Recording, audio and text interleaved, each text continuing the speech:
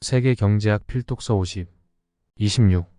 피터 F. 드러커의 미래사회를 이끌어가는 기업가 정신. 역사상 가장 영향력 있는 경영 사상가가 남긴 비즈니스 고전. 피터 퍼디낸드 드러커. 오스트리아 출신의 20세기 미국 경영학자로 현대 경영학을 창시했다고 평가받으며 역사상 가장 영향력 있는 경영 사상가로 꼽힌다. 마케팅이란 개념의 창시자이자 지식 노동자란 말을 처음 사용했다. 민영화에 대한 화두를 던진 것으로도 유명하다. 그가 남긴 저서들은 지금도 수많은 사람이 앞다투어 읽는 베스트셀러이자 스테디셀러가 되었다. 1985년에 출간된 피터 F. 드러커의 미래사회를 이끌어가는 기업가 정신은 한 가지 의문점으로 시작한다. 1965년부터 1985년까지 미국은 인플레이션과 석유 파동, 경기 침체, 특정 산업과 정부의 주요 일자리 감소를 겪었다. 그럼에도 일자리는 대폭 증가했다. 어째서일까? 이 중 4천만 개의 일자리는 대기업이나 정부가 아닌 중소기업에서 창출되었다. 대부분의 사람은 첨단 기술이라는 말로 이를 설명했다.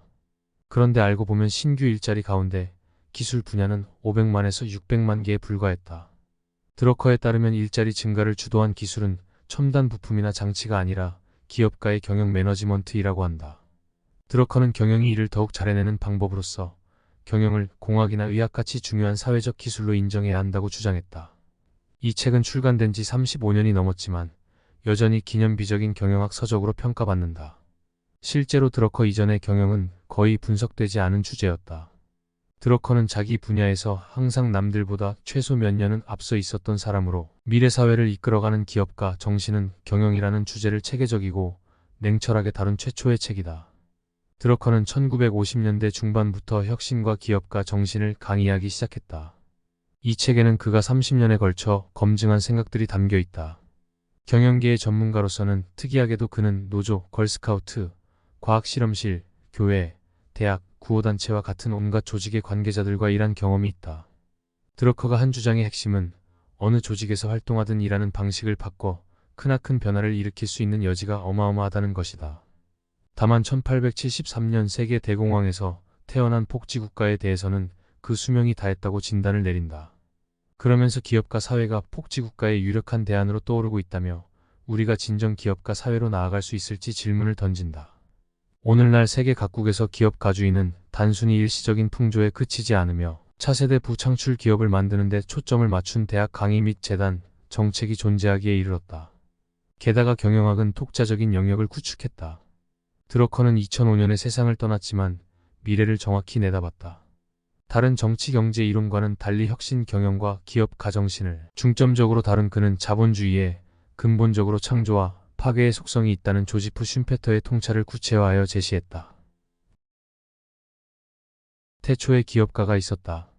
프랑스 경제학자 장 바티스트 세이는 1800년 생산성이 낮은 영역에 있던 경제 자원을 생산성이 높고 생산량이 많은 영역으로 전환하는 사람이란 의미로 기업가라는 표현을 썼다. 이것이 기업가의 본래 정의며 드러커의 주장에 따르면 최고의 정의다. 기업가 정신은 성격적 특성이 아니라 사람이나 기관의 행위에서 관찰되는 특징이다. 의료, 교육, 상업 분야의 기업가들은 기본적으로 모두 같은 방식으로 일한다. 본질적으로 그들은 일을 더 잘해내는 데 그치지 않고 다르게 한다. 고전파 경제학자들은 경제가 평형 상태로 이동하는 경향이 있다고 본다. 경제가 최적화 상태에 이르고 그 결과 오랫동안 점진적으로 성장한다는 주장이다. 그러나 기업가의 본질은 판을 뒤흔들고 해체하는 것이다. 기업가는 예측을 불허하는 사람으로 슌페터가 말한 창조적 파괴 과정을 통해 부를 창출한다. 불확실성과 미지수를 처리하고 변화를 활용하며 변화에 똑똑하게 대응하는 능력을 갖춘다.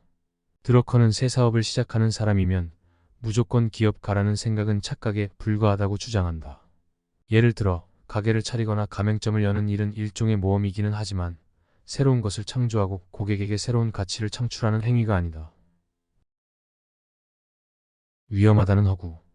드러커는 순전히 생산량이 적은 분야에서 많은 분야로 자원을 옮기는 것을 목표로 하는 기업가 정신이 어째서 매우 위험하다는 인식을 얻었는지 모르겠다고 말한다. 실제로 기업가 정신은 단순히 같은 일을 더 잘하는 것보다 덜 위험하다. 기업가 정신을 위험하다고 보는 인식을 좇다가는 새로운 기회를 전부 놓치고 알아차릴 새도 없이 사업을 망가뜨리기 십상이다.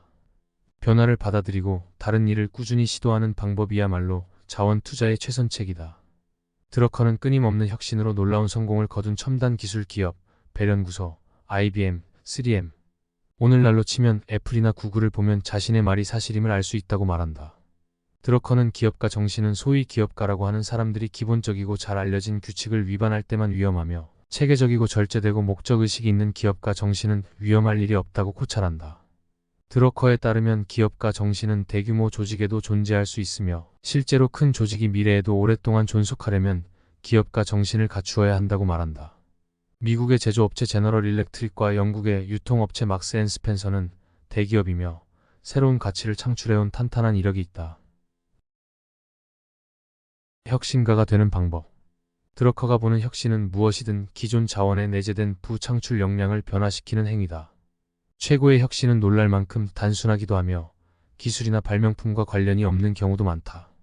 예를 들어 화물차에서 내리기 쉽고 선박에 싣기 편리한 금속 컨테이너의 제조에는 신기한 기술이 사용되지 않지만 해외 운송의 표준 시스템이 된 컨테이너 선적의 출현은 세계 교역량을 4배나 뛰어오르게 한 혁신이었다.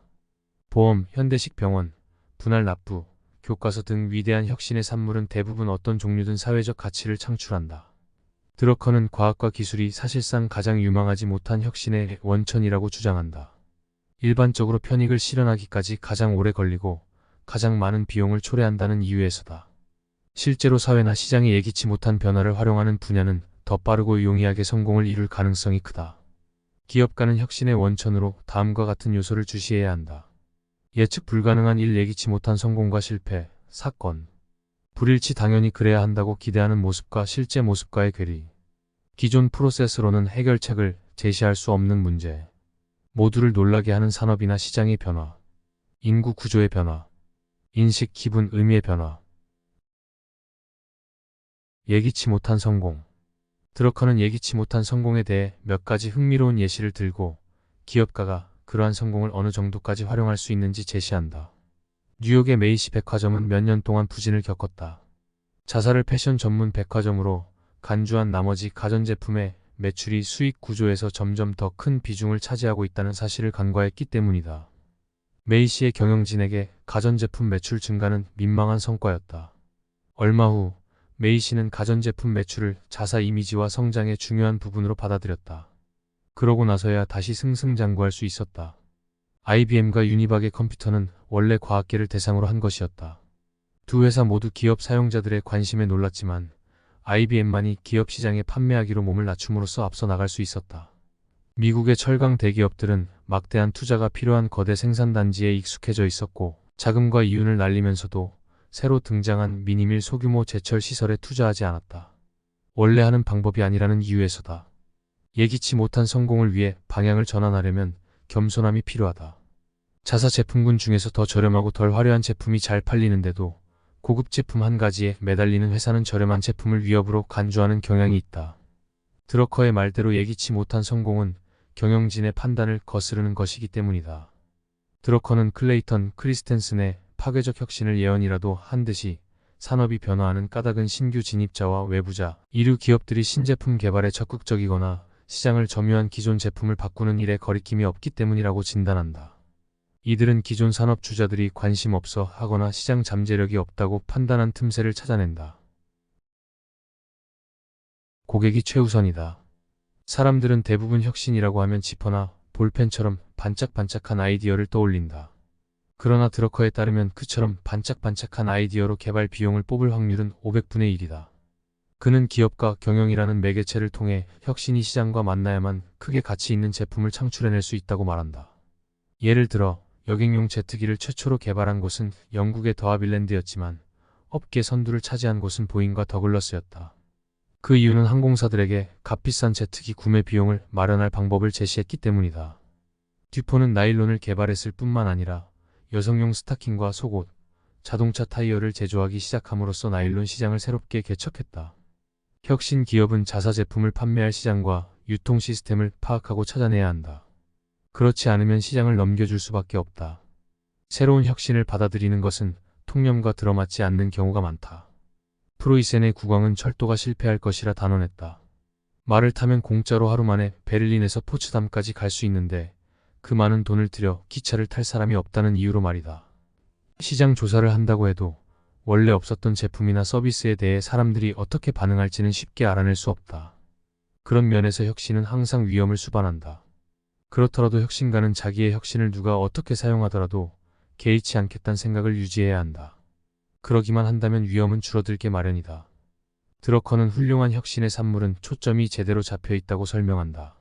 한꺼번에 여러 가지를 다루려고 하지 않고 한 가지 일만 완벽하게 하려고 한다는 것이다. 지나치게 고차원적이지 않고 일반인들이 사용하기에 무리가 없으며 어째서 전에는 이렇게 하지 않았을까? 같은 반응을 이끌어내는 제품이나 서비스이기도 하다. 데이비드 리카도는 이유는 남다른 현명함이 아니라 남다른 어리석음에서 나오는 법이라고 말한 바 있다. 성공하는 제품이나 서비스는 직관적이기 때문에 사용자의 노력과 돈, 시간을 줄여준다. 그 좋은 사례가 킹 질레트가 개발한 일회용 면도기다.